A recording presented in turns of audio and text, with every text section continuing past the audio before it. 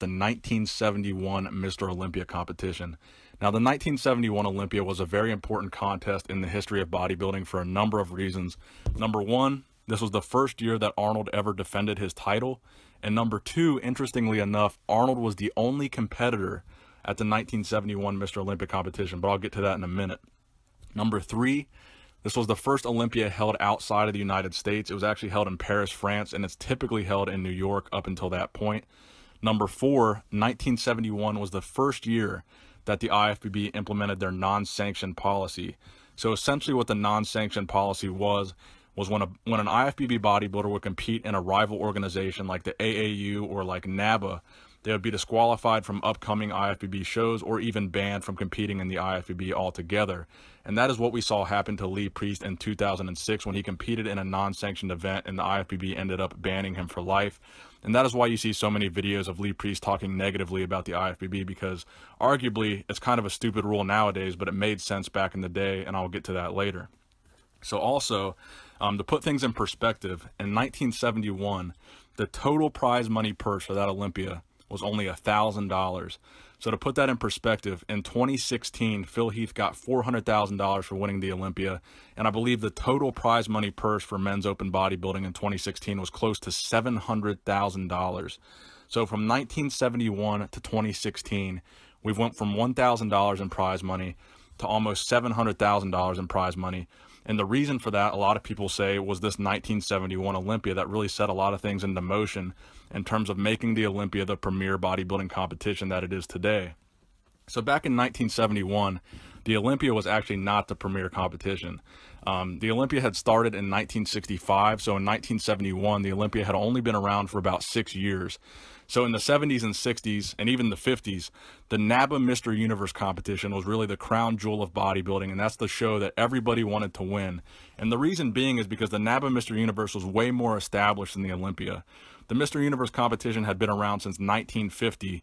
So in 1971, the NABA Mr. Universe already had 21 years of history, whereas the Mr. Olympia only had 6. So for that reason, it was providing, quite a bit of competition to the Weider brothers and their Olympia competition that they wanted to be kind of the crown jewel of bodybuilding. So that's why in 1971, the Weider brothers decided to implement that policy, because at that time, all the best bodybuilders in the world competing in the Olympia were also going over right after the Olympia or right before the Olympia to compete in the Mr. Universe competition.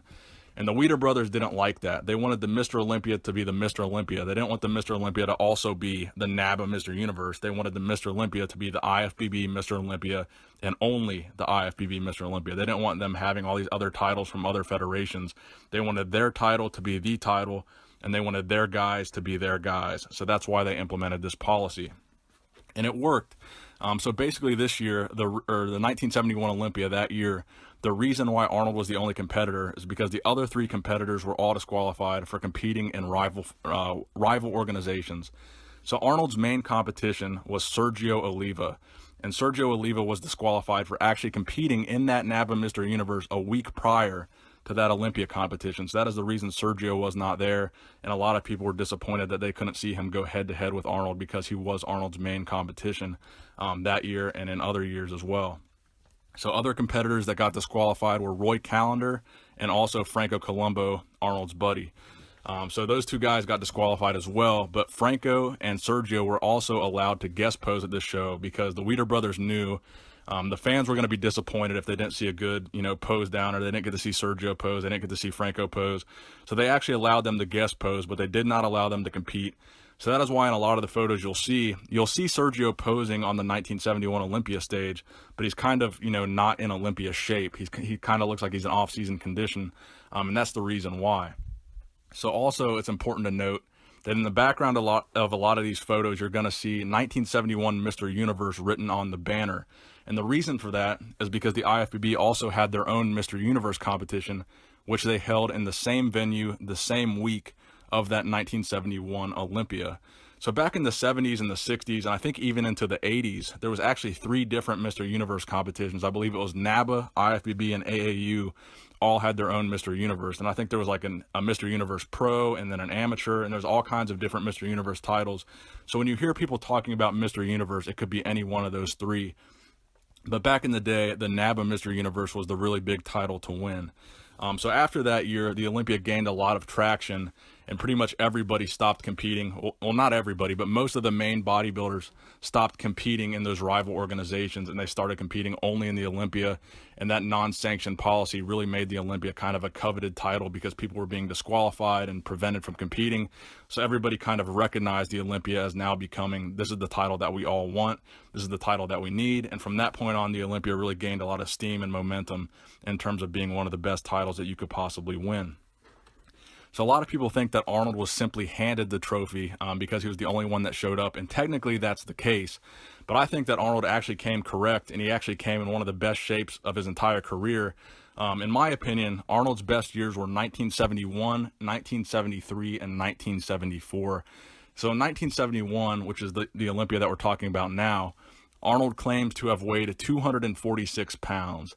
And in 1974, which was Arnold's heaviest year on stage, he claims to have been about 250 pounds on stage, but a lot of people dispute that.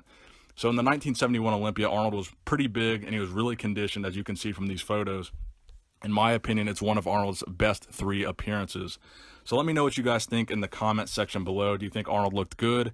What do you think about the non-sanctioned policy? Do you think it's bullshit, or do you think it's still relevant? Because back in the day, the policy was relevant and it made sense because the Weider brothers wanted to eliminate their competition. But now in 2016, 2017, there was really no competition to the IFBB. There's really no other shows that really rival the Olympia in terms of prestige or in terms of, you know, being the most coveted title. There's really no other organizations that rival the IFBB. I know there's a couple organizations out there that people like to compete in, but there's really no title that holds the amount of weight that the Olympia holds. So I think the kind of the non-sanctioned policy still existing in the IFBB today might not no longer be relevant. So let me know what you guys think in the comment section below.